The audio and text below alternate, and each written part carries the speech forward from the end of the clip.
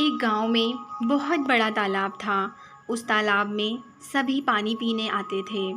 उसी तालाब के पास एक सुंदर सा गुलाब का पौधा था। वह गुलाब बहुत ज़्यादा सुंदर था। उस सुंदर गुलाब को देखकर सभी लोगों का दिल खुश हो जाता था। तालाब में एक किनारे पर कीचड़ हो गया और कुछ दिन बाद उस कीचड़ में सुंदर कमल का फूल उग गया।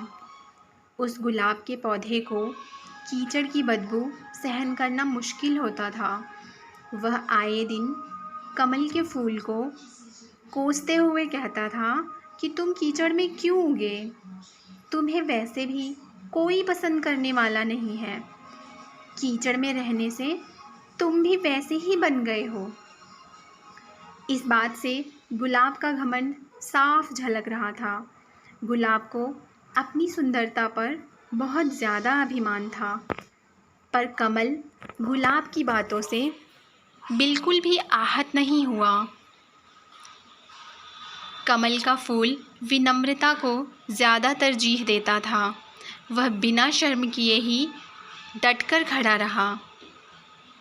एक दिन बहुत तेज़ गर्मी पड़ी। चारों तरफ सब कुछ सूखने लगा था।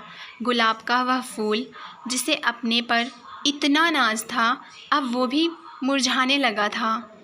पर कमल का फूल इतना सब कुछ होने पर भी एकदम स्थिर खड़ा रहा। गुलाब को अब और ज़्यादा गर्मी सहन नहीं हो पा रही थी। उसे जोरों की प्यास भी लग रही थी। उसे इतना तकलीफ़ में देखकर कमल के फूल को उस पर दया आ गई। उसने गुलाब को कहा कि वह उसकी पत्तियों को खाकर अपनी प्यास बुझा ले। गुलाब ने ऐसा ही किया। अब गुलाब को तरोताज़ा महसूस हो रहा था।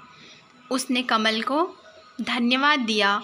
गुलाब को अपने बुरे व्यवहार पर बहुत शर्म आ रही थी।